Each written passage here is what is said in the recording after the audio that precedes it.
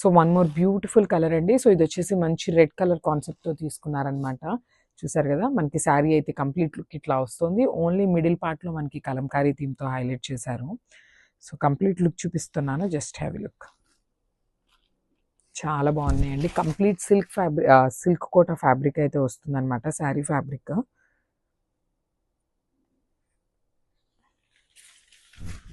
So this the complete look. చూడండి శారీ మొత్తం ఎంత బాగుందో.